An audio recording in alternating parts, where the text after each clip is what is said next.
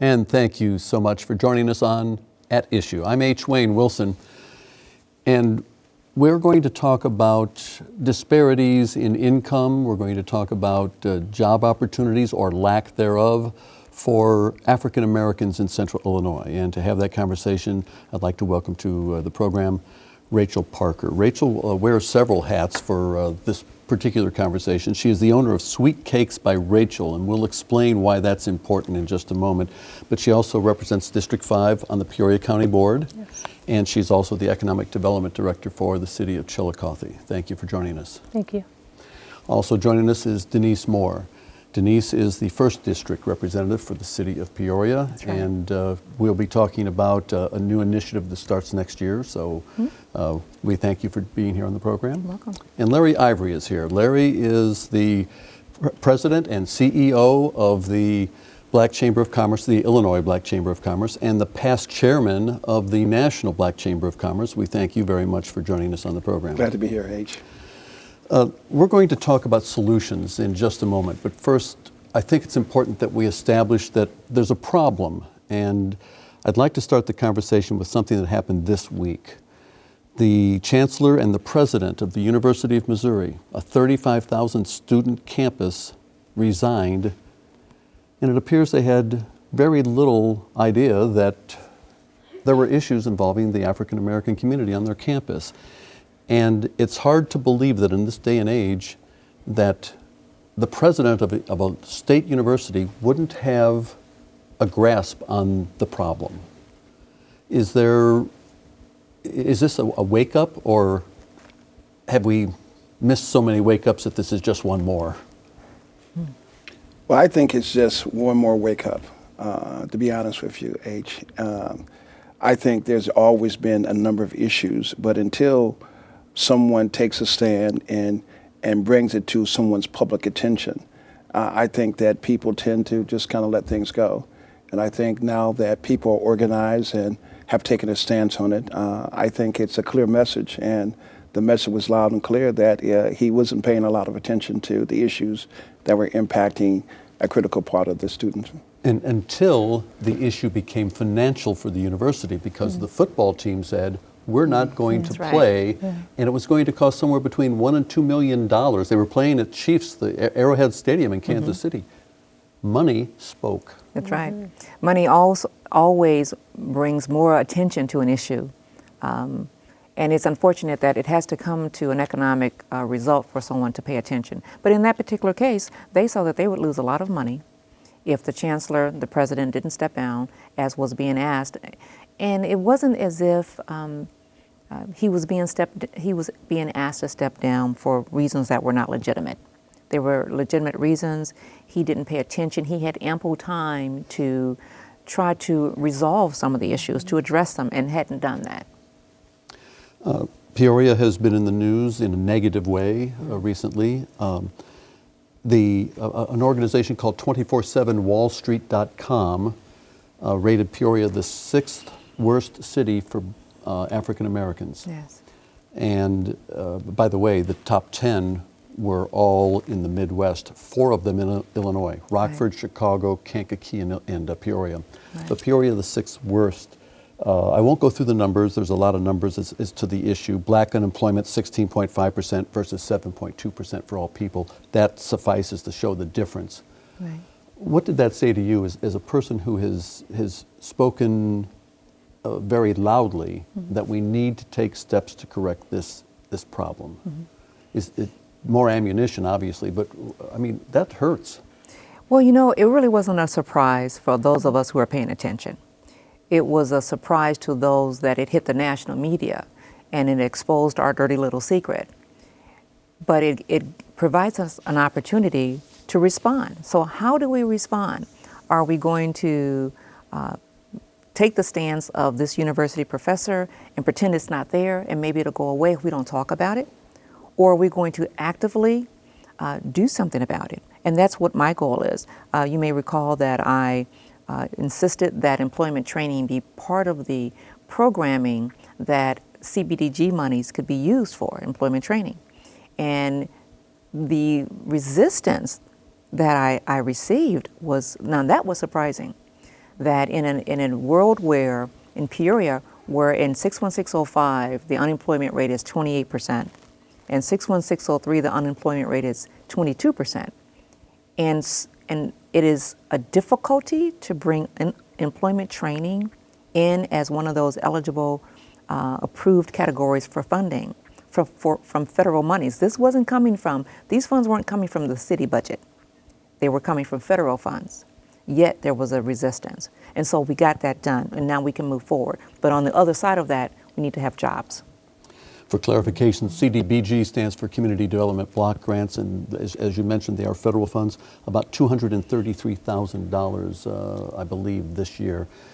And there were 5 priorities. Yes. 4 of those were oriented towards young people, very young people. Yes. 1 program for senior citizens, and you felt that job training should be one of these 6 priorities, not Yes. taking away from the other 5. Exactly, not taking any funds away from any eligible program, but recognizing that these other programs, for example, child care assistance, perhaps if you train the parent, that parent can now receive a job and a wage, the funds that we're spending for that parent's child is not necessary anymore because now that parent can pay for themselves.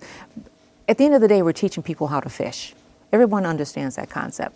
And if we can't understand that teaching people how to fish will get them off of the roles of the government and onto self-sufficiency, then we'll never get there. I want to bring up one more number before we start talking about solutions here, and that is, and this is Peoria County, 26% of the population is minority of some type, but they only account for 10% of all businesses. And in the construction field alone, there are 1,761 construction firms in Peoria County. 7% are minority owned. What does that say to you, and what is the Illinois Black Chamber of Commerce doing to try to correct that inequity? Well, I think it's a clear indictment, at least in reference to the fact that there's something inherently wrong with the fact that you have a 7% participation as it relates to the construction industry. And what we see very clearly, I think IDOT came out with a disparity study that came out last year that pointed out that we used to have about 52 black contractors, and now we have half. So the numbers are trending downward even as we speak. And so it kind of speaks to an issue that says it really should ask us a real fundamental question as to why is it happening? And it ought to kind of get us to think about what's the rationale. Now, we're not saying that we ought to blame anyone. We're simply saying that, it's an alarming statistic that we ought to take a serious look at and come up with some real concrete, solid solutions that kind of get it back going in the right direction. So I think it really says that we got some work to do at the end of the day. So the solution in getting more minority-owned, whether that be construction or otherwise businesses, they have to have some expertise to begin with. So does the Black Chamber or other organizations, do they have programs to help these people, either in an OJT capacity or some sort of training capacity? Well, the county has put together a great initiative that I'll let Rachel speak to. That she was one of the champions of the initiative that the county did. Mm-hmm.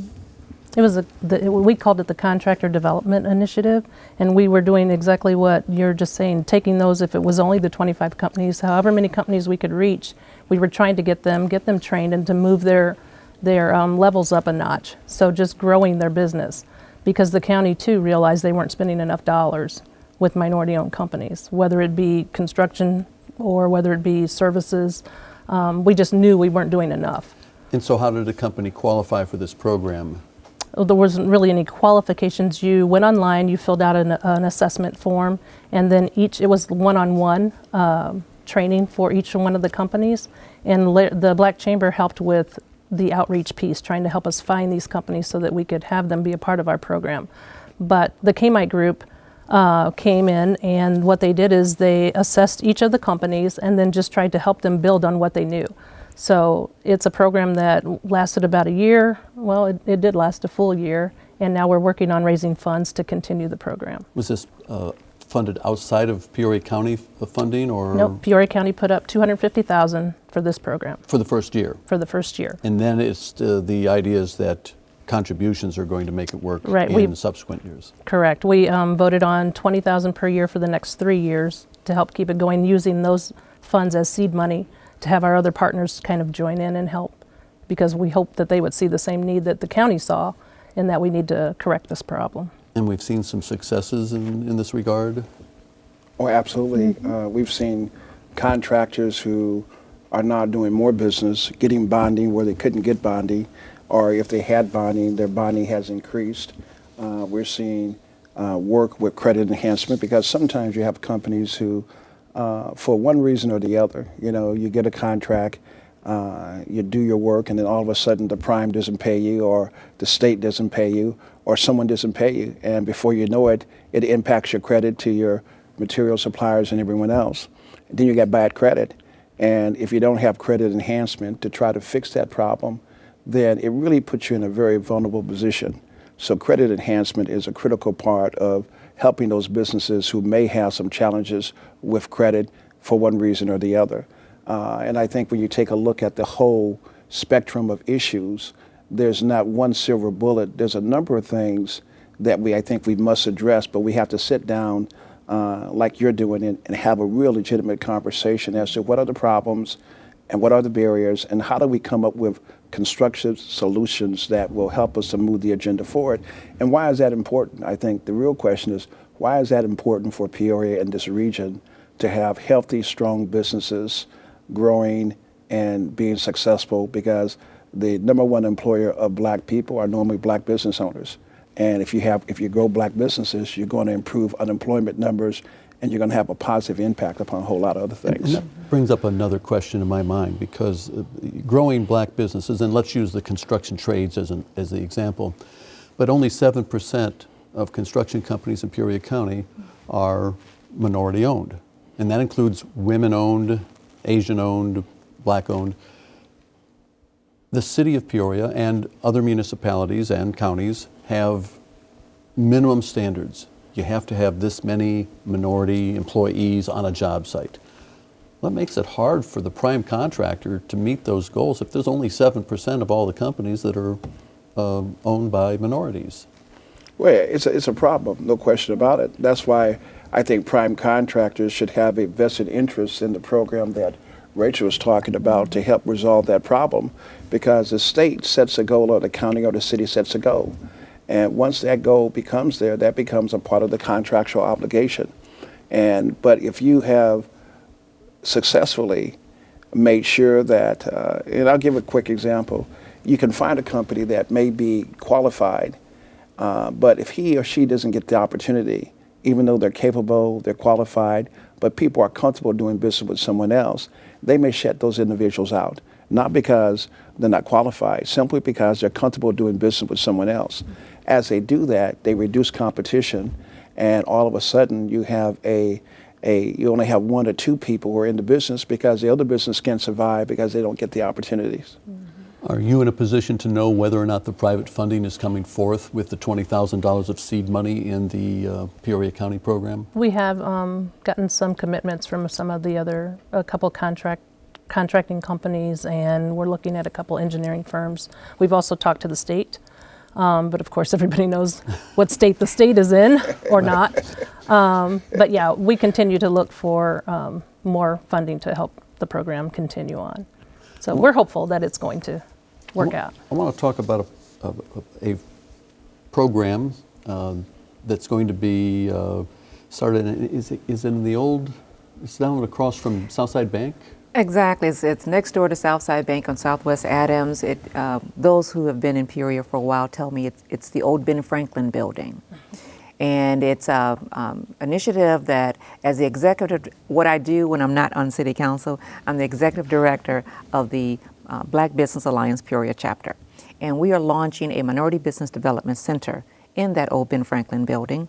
And the center's purpose is to do exactly what we've been talking about, is to help minority business owners to understand how to elevate their game, their business, how to be able to apply for, respond to requests for proposals.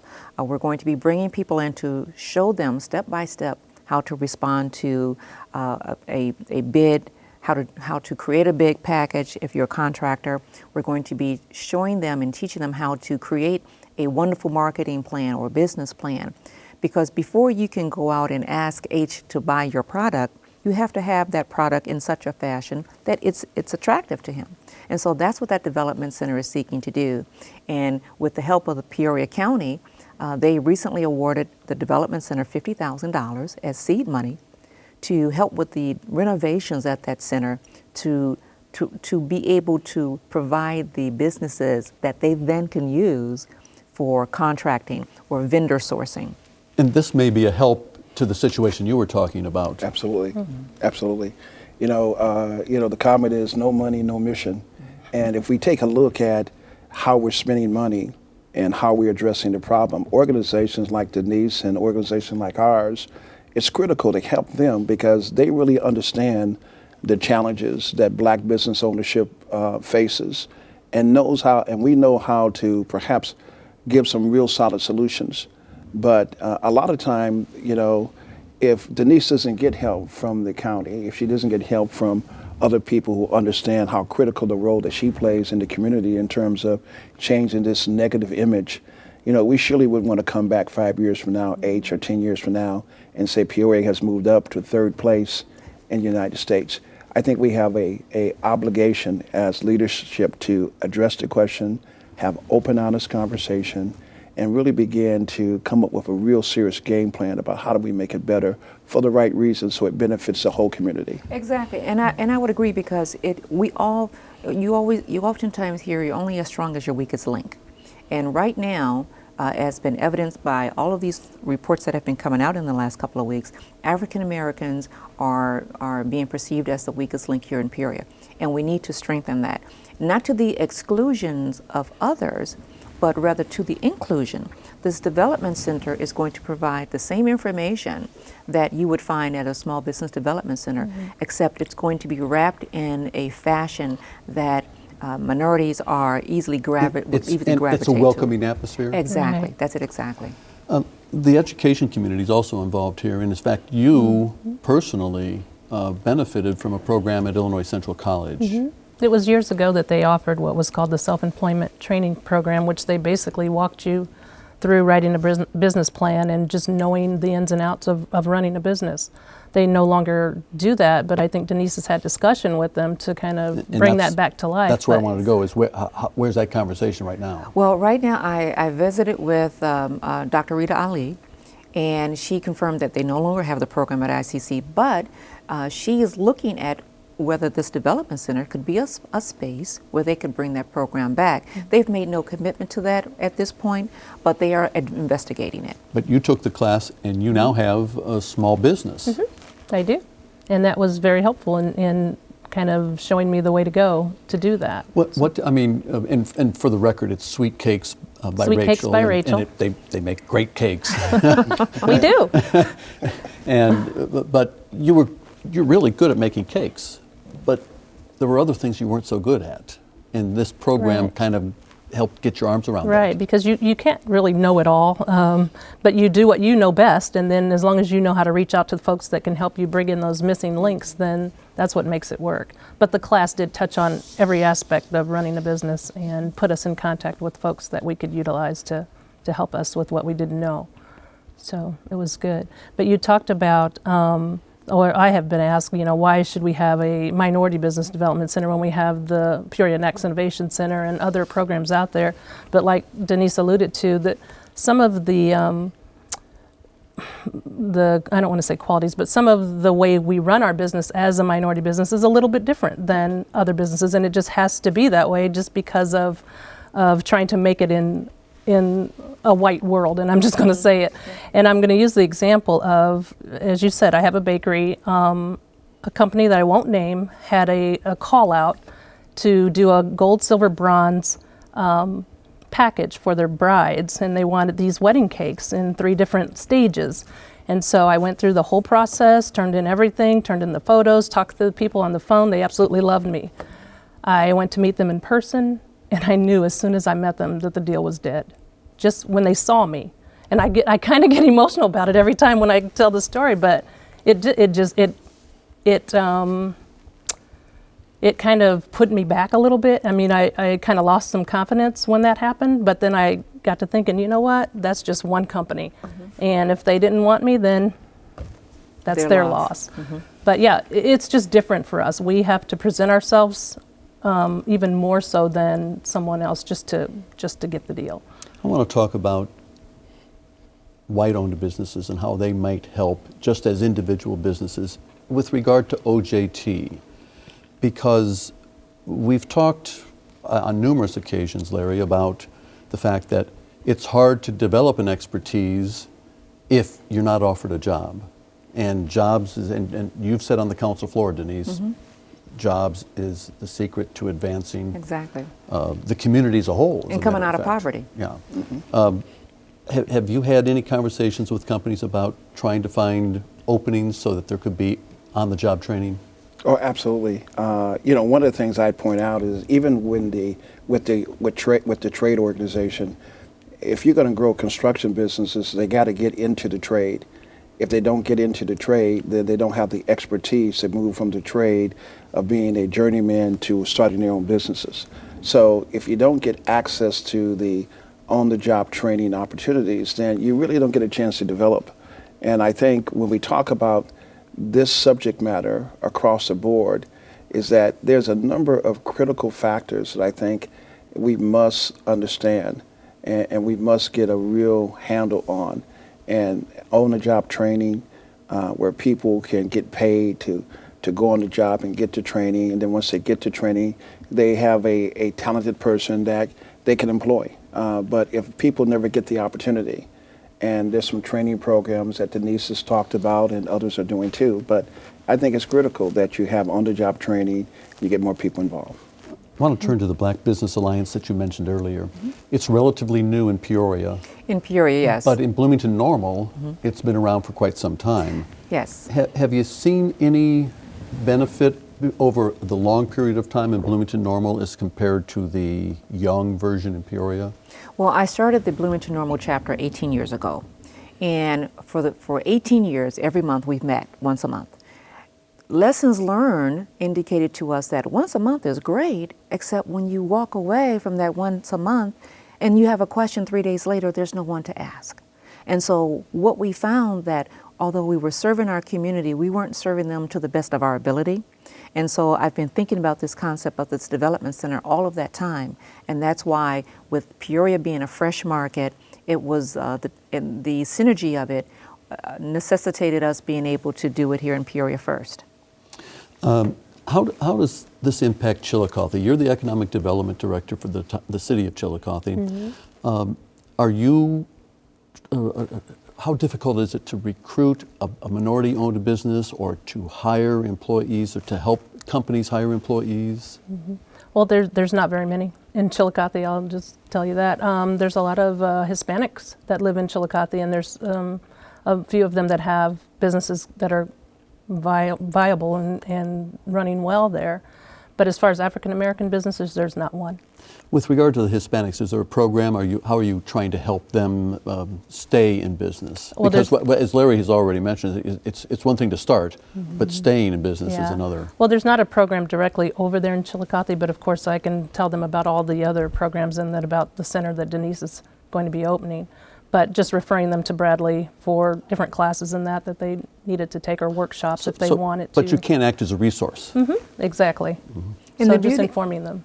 And the beauty of it is that Bradley University, SCORE, METEC, all these organizations that are in Peoria right now have already agreed to come to the Development Center and provide training. So we won't be recreating the wheel. Rather, we are combining ourselves with the community that's out there now, with people who are already doing it and providing that service. And if there is any unique programming that needs to occur, we will develop that. And with that, our half hour is complete. Wow. So I want to say thank you to all three of you, to Rachel Parker, the owner of Sweet Cakes by Rachel, and a Peoria County Board member and the Economic Development Director in the City of Chillicothe. Thank you for being with us. Larry Ivory, the President and CEO of the Black Chamber of Commerce for Illinois, and to Denise Moore, who is the First District Councilwoman for Peoria City Council in the City of Peoria. Next week on At Issue, we'll be back. You know what gerrymandering is. The Democrats do it, the Republicans do it. What about an independent commission? We're going to talk about that possibility and the petition drive to see if we can't have a fair map amendment in the state of Illinois. Next time on At Issue. Join us then.